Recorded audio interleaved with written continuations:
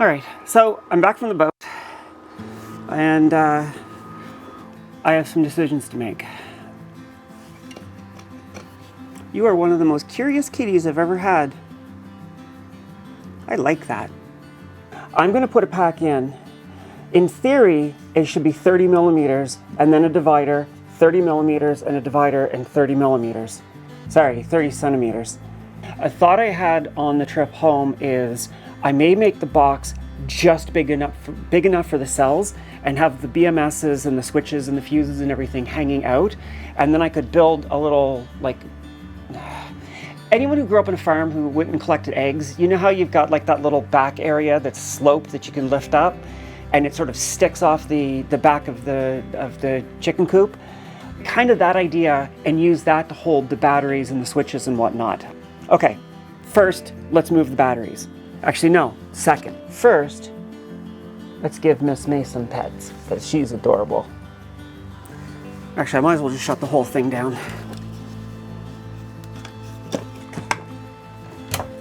Hello, hello, hello, hello.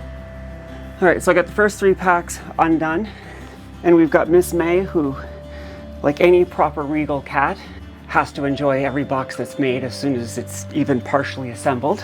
So time to start moving the cells over and see how much we can shave off this box. And I don't want anyone being dirty in the comments. I'll be watching. One thing that came up that I haven't talked about yet, I don't think I have anyway, is once I stack these in, how am I going to pull them out? I plan to put a strap around them. I'll probably take, you know, those really cheap come-alongs that I used for holding the, mast in place when I had unzipped the mast for the trip home. Those are really cheap, like $5 each. So I'll probably cut those long straps, wrap them around the back, and have them tied at the front, so that if I ever need to pull the cells out, I can grab those and pull. That's about another millimeter thick, so I'm not really too terribly concerned about this direction. It's this direction I need to cut back on. But I'm tightening it up, but I will add a couple of millimeters to account for that strap. In fact, why don't I just get one and do it now? I won't cut it yet, but this will at least allow me to account for the size. The box looks really big until I start putting cells in it. Here comes the real test.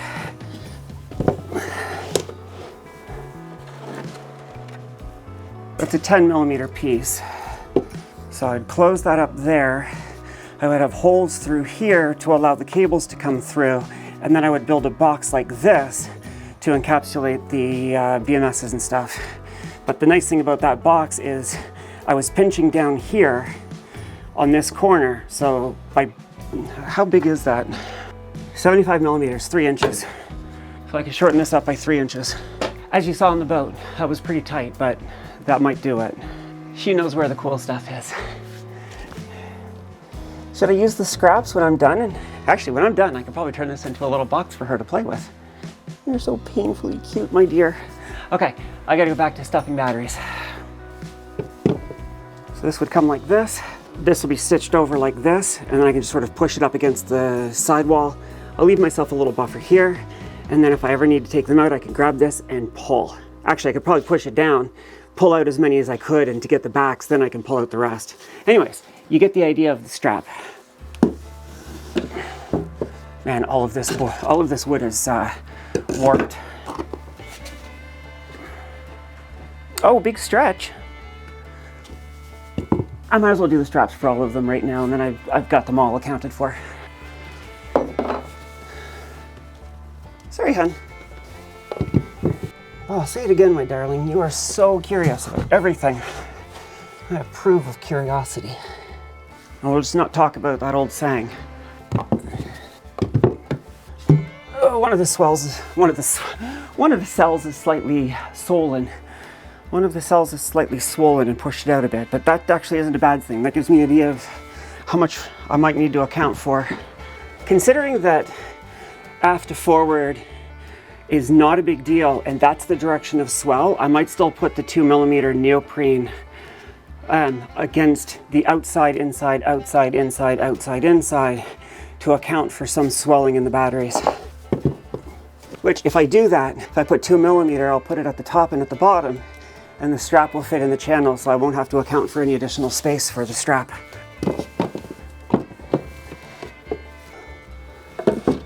Now, the vertical height was tight, but it wasn't critically tight. Because it was touching the sidewall, it was lifting the corner up towards the quarter berth, which was pushed in. There was a good centimeter gap. I still want to shorten it up, but yeah, I think I'm okay on the horizontal. This is a lot of physical work. Sorry, hun. This is now going to be where I have to evict you from your box. May, come on. I gotta teach you. Don't walk on the batteries. Don't walk on the batteries. Yeah, that fore to aft was pretty much spot on. There we go. I definitely can shave this down. I've got that currently was 2 inches of clearance, 5 centimeters of clearance. Well, not quite, because I've got a 3mm rebate that's not cut here, but I think I can take a solid 20 centimeters.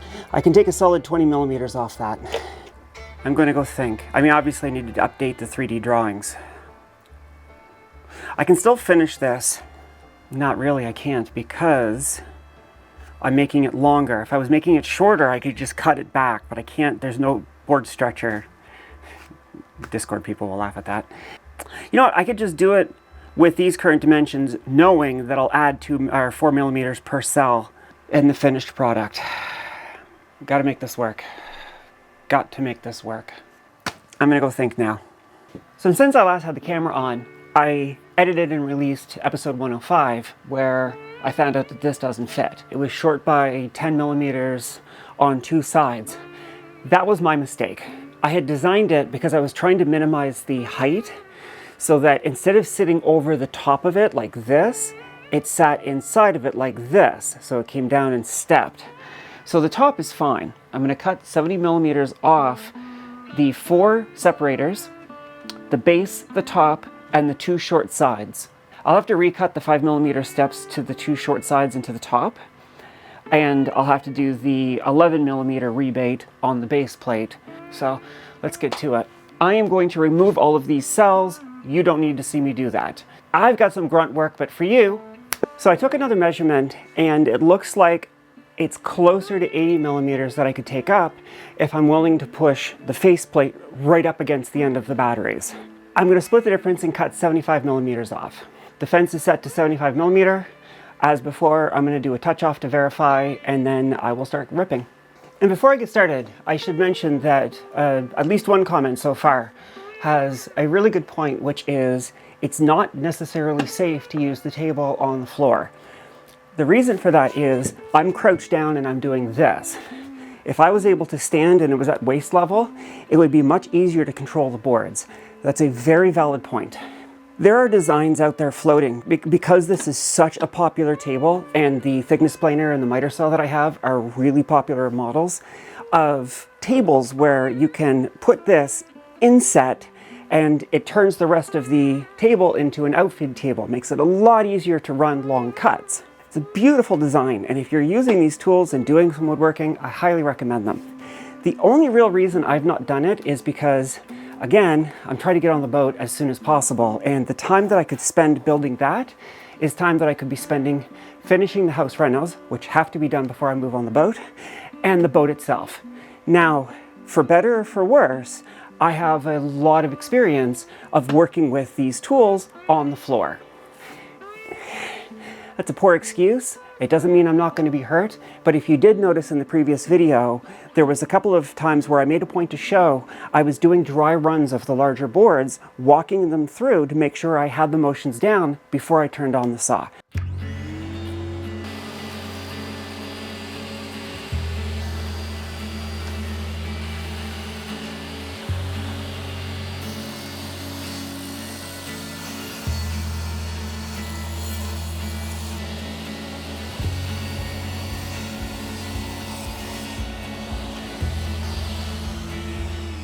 So you saw how a second ago I did the touch off and then I changed the fence position. The reason for that was Remember the mistake I made in the last video where I assumed when I cut that this measurement was going to be to here. It's not, it's to here, to the inside of the blade. So I had to account for the kerf and shorten it from 75 to 73. Then it was good. Touch off all the time. It's worth the extra time to check. So now I need to set up for the 5mm by 5mm tongue on the 10mm pieces. You saw that in the last video, so I'm just going to do it, clean up the edges, and I'll bring you back when I'm done. Last night I finished cutting and trimming and cleaning the sides. I had a problem with my washing machine, which doesn't sound like it's related, except it took me like 2.5 hours to wash my sheets. And for a lot of that, I had to sit down here. So while I was doing that, I started measuring out my cuts for the 3mm reliefs. While I did that, I realized I made another mistake. I know, shocking. I put a 3mm relief so that when these dividers slotted in, they would push into both the top and bottom and help give a little bit of structural support as well as weight load bearing. I then proceeded to say, okay, well, I need 250mm. I've got a 3mm relief. I'll make these 253mm. Yeah, I'm great with math. So, for the sake of this, let me pause for a second. In the last video, I had a bunch of people saying, well, why didn't you just use cardboard? Why'd you go to all this effort to make a plywood box if it's just a prototype to test fit? And normally, I would agree with you. Like, yeah, this was over the top.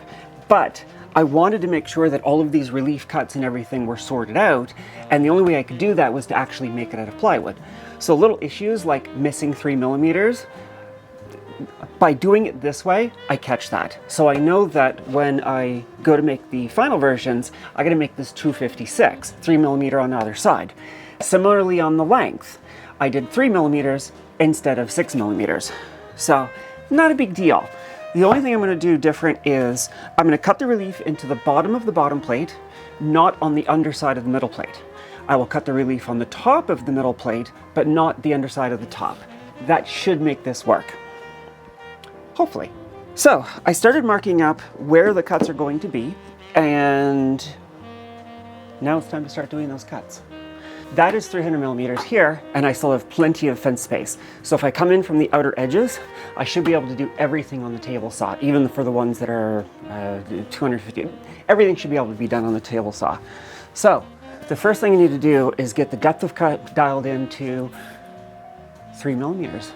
I had to pause for a second, and when I'm dialing in 300, I can use these offcuts from when I shortened the boxes yesterday.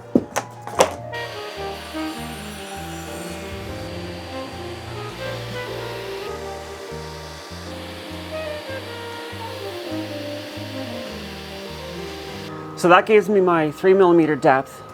So now I need to get 30mm. Oh, no, 35, because I've got that 5mm tongue. And again, I have to pay attention to which side it's cutting on.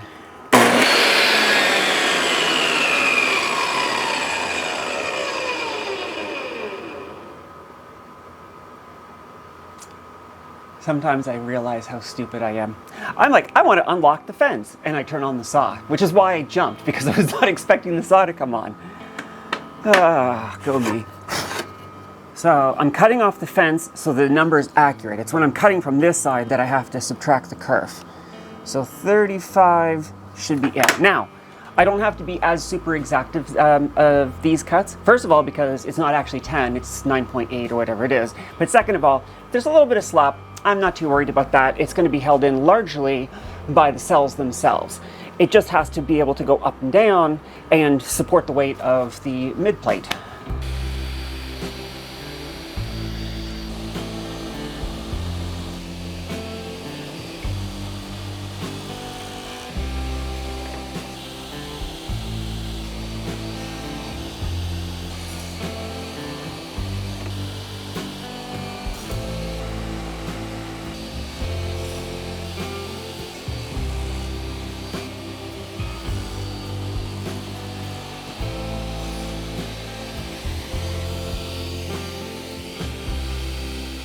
All right, well, that kind of worked, kind of didn't. Let me show you what I mean.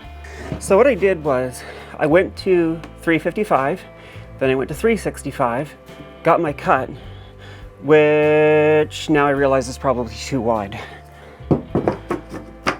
dramatically too wide. Oh, my caliper just broke. The lens came off. That's frustrating. Dial gauge is useless now. Anyways, is that 12 millimeters? It's 13 millimeters. Okay, so I completely cocked that up. The kerf was accurate on one side, but not the other. I had to subtract 2 millimeters for the kerf, so I cut this too wide. Again, this is all why I'm practicing on this stuff. But the original reason I wanted to stop and show you is, I got the nice 3 millimeter cut on that side, but not on this side. It's like this side was lifting up. I was trying to push down as it passed over the blade, but I guess the board was, well, no, because the depth of cut feels okay. It feels okay at the far end, but not at this end. Okay, so this end is short and this end is short, so it has to be lifting, or either it's, when I put it down, it's lifted up, or when it comes off the end of the table, it's down. It would be the feed side. So when I first started the cut, it wasn't working. This wasn't the cheapest caliper. I went with a dial because I wanted something that didn't need batteries. Being on the boat and all. Okay, well anyways, I'll see if I can fix this. Oh, the whole outer ring came off. What the? Okay, I'm gonna turn off the camera, see if I can save my calipers, and I'm gonna fix this feed. I should have done the whole cut on a test piece before moving to this. I got my one side in and then thought, okay, that's good, I can go to the real one now. Shouldn't have done that. Again, lessons for when I'm doing the white oak. All right. I was able to press the ring back on and then twist the outer ring to get it lined back up. Let's see if I can get the in-feed cutting the right depth now.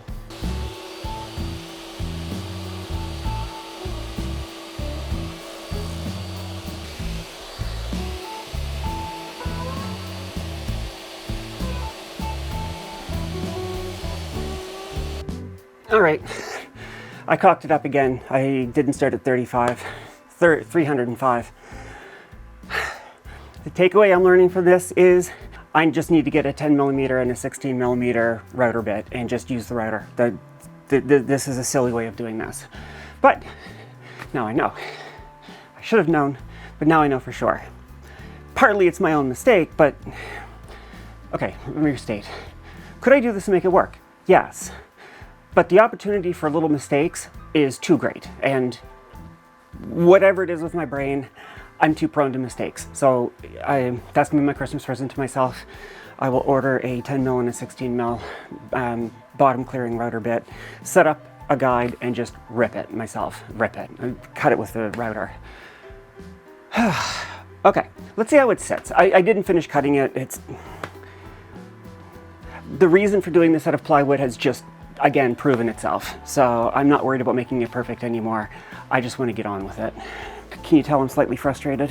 Mostly at myself. I shouldn't be making these mistakes. Yet, I always do. It's that self-confidence thing again I was talking about. So now the question is, do I care about trying to do the reliefs for the side panels? Because I need to do, well, I got 3 millimeters short on all sides, so at least on the back, I need to cut out 3 millimeters or else the box just won't close for the 16 mil mid plate. I am gonna do this again, but I'll be more careful. This here bottom edge is 5 millimeters under the surface of the bottom plate. So this here is hidden, the lower 5 millimeters is hidden by the bottom plate. 5 millimeter for the first step, 5 millimeter for the second step, then 250 to get to the bottom line. So that means I want 260 millimeters is my first cut. Now, the mistake I made last time was 260 millimeters is going to be from the fence to the inside of the blade. So the outside of the blade is already at 262. So I only want to go to 268. The kerf of the blade will take me to 270. No, wait, I'm doing a 16 mil. I'm going to 276, which means the last cut I do is 274, because that puts me to here, 2 more millimeters for the kerf, gets me to the outside edge. That's the mistake I made on this panel. Anyways, I'm gonna see if I can do it right this time. That'll make me feel less bad. If I can make a mistake and then learn from it and do it right the second time, that doesn't hurt nearly as much.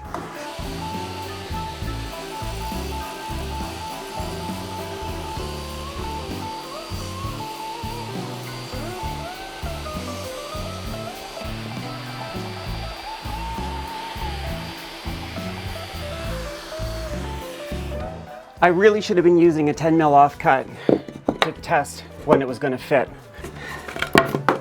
The fact that it holds up at all means it's a nice fit. That makes me happy. Now, I need to do the same cut on the two sides, assuming I haven't made the same mistake, and the face. I'm not gonna make you watch that. I'm gonna turn off the camera. Oh, also, I was thinking while I was doing this, I wanted to mention, I do know about dado stacks. If I could get a 10 mil and a 16 mil dado stack, well, 60 mil would be probably a bit much, but at least a 10 mil dado stack, that would have been fantastic. The recess is over. This table saw, for a lot of the things that's great about it, it doesn't support dado stacks. There's just not enough space in there. So this is a good example of why I wanted to make this. It's these little details that get me caught up. So you see how this lip is outside of this lip, because this panel, the lip on the bottom overlaps the outside, but one of these two had to butt up against the other. So where I wanted to have 300 millimeters from this edge to this edge, where the battery is going to be, where the divider is going to be, I want this to line up here. If it wasn't messed up, I would have this edge match this edge, and that means I would have 305 to the surface, 310 to the outside. So I need to set my fence to 310 and go to 318 because of the kerf will take me to 320 and give me my 10 mil distance. Okay, so I just wanted to bring you back to show you that before I started cutting. All of these little steps, which will pay off when I go to assemble it in the boat with the finished piece, because everything will click into place. But it means again, this is why I'm doing this out of plywood and not out of cardboard, because I needed to get all of these steps dialed in as well. So I finished the rebates, and I realized that only giving myself an extra 3 millimeters instead of 6 millimeters to account for both sides, I did everywhere, including on the mid plate. Let's see if I can set this up and show you roughly what it's supposed to look like. I'm gonna have to put screws into this very soon, simply because it's so flimsy and so warped. I can't really get it to hold together well enough to even do a test assembly. Okay, I can't get it to hold together just yet, but you can see how this relief and this relief line up. That's where the mid plate's going to be. These reliefs are where the vertical separator should be. One of the issues I have is the 10 mil here and the 10 mil here is so small that I can't really put a screw in it. Not without risking blowing out the back, and if I have any metal from the thread of the screw sticking through, or the screw body itself, and it shorts out against the battery case, well, I've now got an energized screw. I have to save every millimeter I can port to starboard. If I keep the port and starboard panels as 10 millimeter, but I make the fore and the aft panels 16 millimeter, and then I can put the screws in this way because this will have more meat to it. So I think that's another change I'm going to make. So it is now after 8 o'clock, 8:30, something like that, p.m. I haven't even started packing yet, and I'm heading to the airport at 5 a.m. So I'm going to just tape for now, slap this together, and see if I can get the batteries in and see if I can get it to assemble, because that's how I would like to end this video, and I really want to get this done over the holidays. Yeah, you saw me stack the batteries last time. It's going to be the same thing. I'll get the first layer in and then I'll bring you back. All right, I decided to bring you back while I copy over. Oh, geez, can you tell I've been working on the computers? I decided to bring you over before I bring the last row in, because one of the things is, did I cut it back too far? Does it still fit? The camera's on, so we're going to find out together.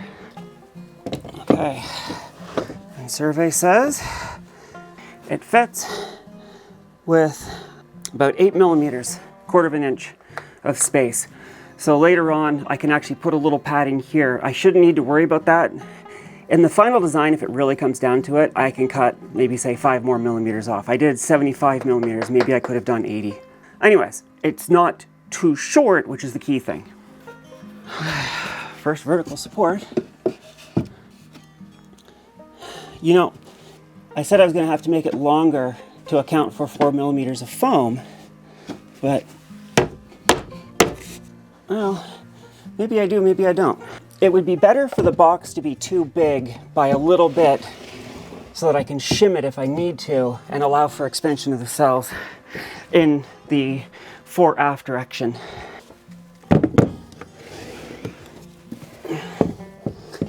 Yeah, you know, I've got a pinky finger of space here, so If I add 5 millimeters of overall length, that should be enough to put 2 millimeters of padding on either side, or maybe even 3 millimeters of padding on either side. So back to where we were before, albeit with the rebates cut and it shortened up. So now let's see about getting the mid plate in.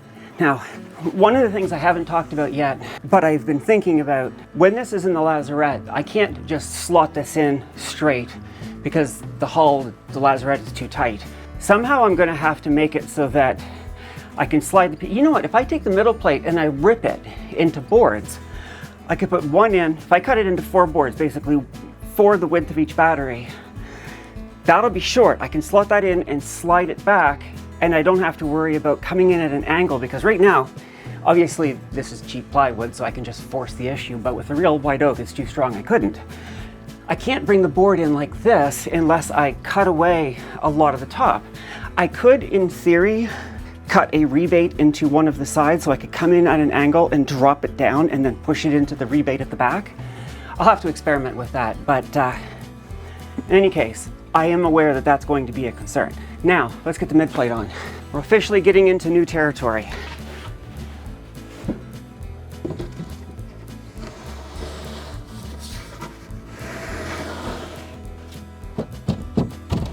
Now, obviously, this is all flimsy, so I can't really tighten it up, but there we go.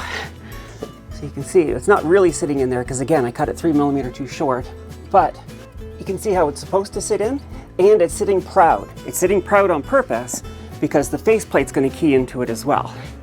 And in the back, it slots in. It's held together with masking tape. It's not really tight, but you can see how it fits in, and then I'll have, there we go.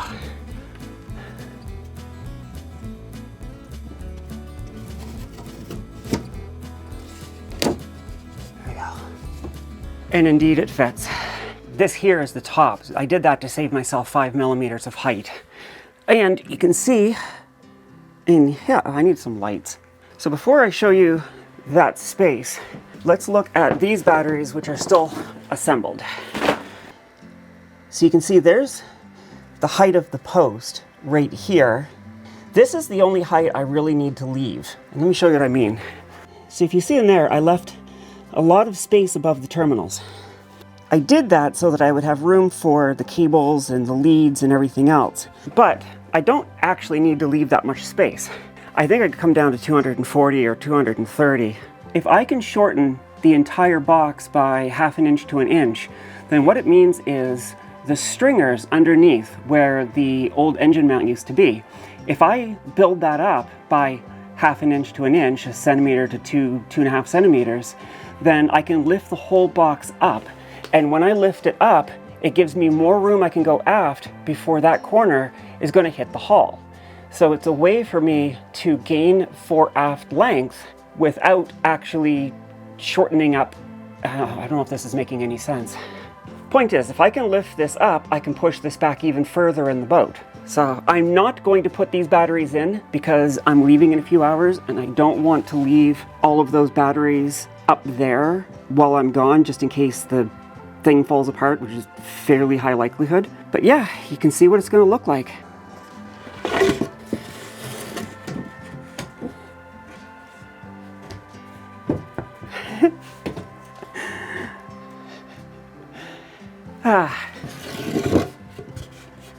This reminds me of the shoe boxes we had in grade school as kids. I am far more confident this is going to fit. I know it doesn't look like much. That's how much I took off. The fact that I've been able to shorten it up by 3 inches, 75 centimeters, and the fact that I know I can take probably 1/2 inch to 1 inch off the height and then lift it up to bring me even more back, I'm feeling a lot more confident that it's going to fit. Obviously, I'm not going to find out in this episode because I'm leaving on vacation. Otherwise, I would have done it this weekend. So this is going to be where I have to leave this one. It's probably going to make it one of my shorter videos, but hey, there you go.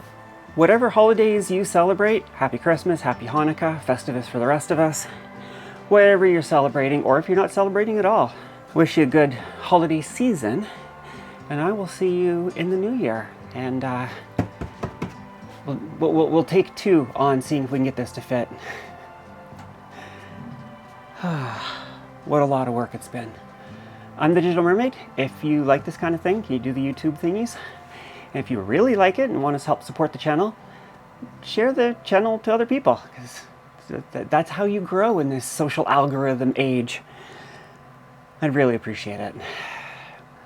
With that, bye.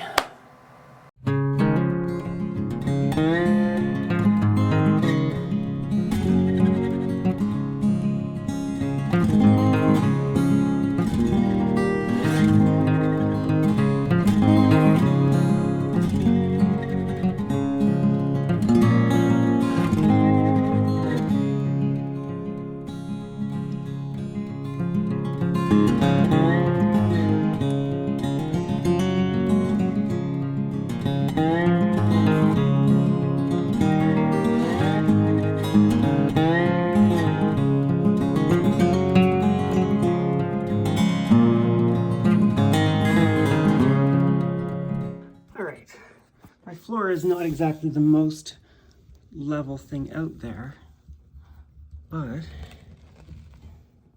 come on, no, focus on that, please. Thank you.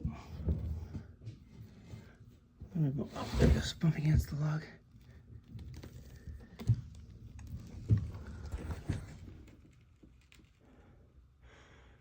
To my untrained eye, that seems pretty straight.